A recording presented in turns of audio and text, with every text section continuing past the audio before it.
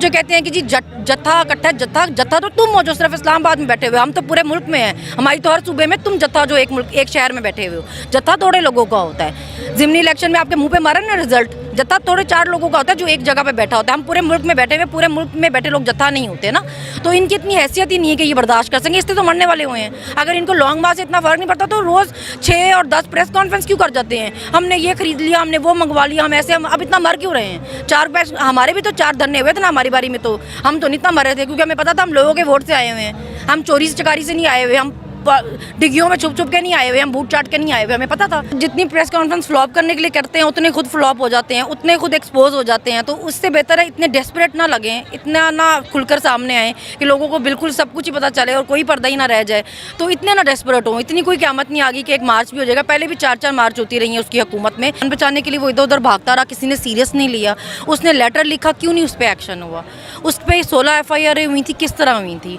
गद्दारी की FIR तो वफाक की मर्जी के बगैर हो नहीं सकती। अब जो ये वफाक के सारे जो हुक्मरान हैं, ये जो अफसोस करते फिर इनको शर्म नहीं आ रही है, ये किस मुंह से अफसोस कर रहे हैं। इनकी मदयत में FIR हुई है ना, ये उनके घर FIA वाले भेजते थे, ये उनके घर में पुलिस वाले भेजते थे ना, अब किस मुंह से कर रहे हैं ये ताज़ियत करें। और इनमें इतनी ऑडेसिटी है, इतनी जुर्रत है इनमें कि इल्ज़ाम आके इमरान खान पर लगाने की कोशिश कर रहे हैं। शर्म है या ही नहीं है इनमें। अस्सलाम वालेकुम, मैं हुसैन, आप देख रहे हैं नया पाकिस्तान। इस वक्त मैं लाहौर लिबर्टी चौक में मौजूद हूँ।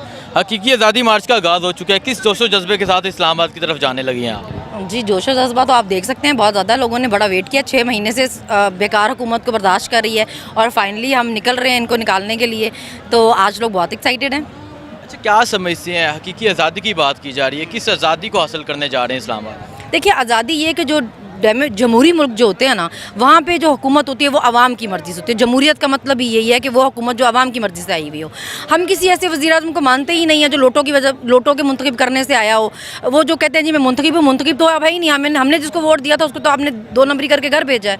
आप जिसके वोटों से आए हैं वो तो उन लोटों को तो हमने इसलिए वोट दिया ही नहीं था कि वो आपको मुंतखब कर लें, उसको इसलिए हम मानते भी नहीं हैं। इस लॉन्ग मार्च को फ्लॉप करने के लिए कभी कोई प्रेस कॉन्फ्रेंस कर रहा है, कभी कोई कर रहा है, उस बारे में क्या कहना चाहेंगे? वो जितनी प्रेस कॉन्फ्रेंस फ्लॉप करने के लिए करते हैं उतने खुद फ्लॉप हो जाते हैं, उतने खुद एक्सपोज हो जाते हैं। तो उससे बेहतर है इतने डेस्परेट ना लगें, इतना ना खुलकर सामने आए कि लोगों को बिल्कुल सब कुछ ही पता चले और कोई पर्दा ही ना रह जाए। तो इतने ना डेस्परेट हो, इतनी कोई क़यामत नहीं आ गई कि एक मार्च भी हो जाएगा। पहले भी 4-4 मार्च होती रही है उसकी हुकूमत में, इतनी कोई तबाही नहीं मची जितनी आपको अफरा तफरी पड़ गई है। सुकून करें। अरशद शरीफ शहीद तुझे सलाम, पाकिस्तान की हकीकी आज़ादी का जो सबसे बड़ा शहीद का नाम है वो अरशद शरीफ का लिखा गया है, क्या कहना चाहेंगे? जुल्म है बहुत, किसी इंसान को सिर्फ इसलिए आप मार दें क्योंकि वो सच बोलता है, सवाल करता है आपसे। मतलब 5 बच्चे हैं उसके, कोई शर्म नाम की चीज़ होती है। अपने घर का आखिरी कफील था वो, आखिरी मर्ता अपनी माँ का आखिरी बच्चा था वो, आपने उसको भी इसलिए मार दिया क्योंकि वो सच बोलता था। जान बचाने के लिए वो इधर उधर भागता रहा, किसी ने सीरियस नहीं लिया। उसने लेटर लिखा, क्यों नहीं उस पर एक्शन हुआ।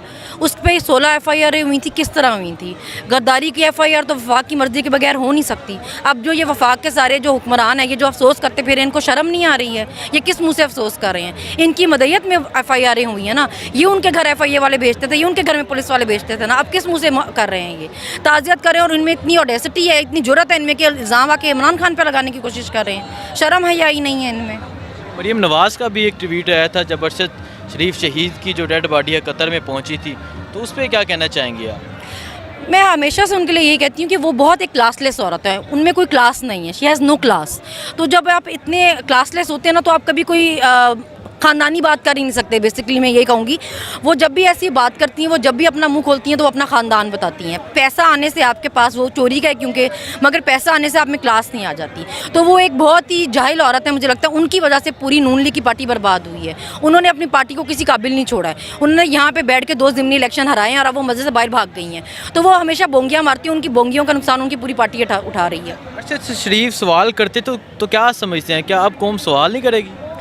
खान साहब से मैं यही कहना चाहूँगी कि कौम जो है ना, बाप पे उनकी नज़र है। कौम की अब आपसे उम्मीद है कि जो सवाल उसने पूछा था अरशद शरीफ ने कि वो कौन था या वो कौन है, आप उसके नाम आवाम को बताएंगे। जब आप वज़ीर-ए-आज़म बनेंगे, जब आप 2/3 मेजॉरिटी से आएंगे, तो आप वो नाम आवाम के सामने रखेंगे। इनके एहतसाब की रवायत इस मुल्क में शुरू होगी या हमेशा इनको माफिया ही मिलती रहेंगी? कोई नाम लेगा इनका भी कोई नाम लेगा।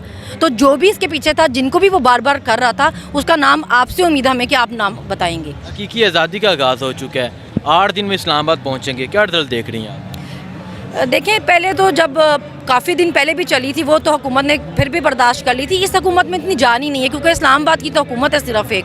वो जो कहते हैं कि जी जत्था इकट्ठा, जत्था तो तुम हो जो सिर्फ इस्लामाबाद में बैठे हुए, हम तो पूरे मुल्क में हैं। हमारी तो हर सूबे में तुम जत्था जो एक शहर में बैठे हुए हो, जत्था थोड़े लोगों का होता है। ज़िमनी इलेक्शन में आपके मुंह पे मारा ना रिजल्ट, जत्था थोड़े 4 लोगों का होता है जो एक जगह पे बैठा होता है। हम पूरे मुल्क में बैठे हुए, पूरे मुल्क में बैठे लोग जत्था नहीं होते ना, तो इनकी इतनी हैसियत ही नहीं है कि ये बर्दाश्त कर सकें। इससे तो मरने वाले हुए हैं। अगर इनको लॉन्ग मार्च से इतना फ़र्क नहीं पड़ता तो रोज़ 6 और 10 प्रेस कॉन्फ्रेंस क्यों कर जाते हैं? हमने ये खरीद लिया, हमने वो मंगवा लिया, हम ऐसे, हम अब इतना मर क्यों रहे हैं? 4 पैस हमारे भी तो 4 धरने हुए थे ना हमारी बारी में, तो हम तो नहीं इतना मर रहे थे, क्योंकि हमें पता था हम लोगों के वोट से आए हुए हैं। हम चोरी चकारी से नहीं आए हुए, हम डिग्गियों में छुप छुप के नहीं आए हुए, हम बूट चाट के नहीं आए हुए, हमें पता था, इसलिए हमें डर भी नहीं थे। आपको डर है क्योंकि आपको पता है आपकी असलियत क्या है।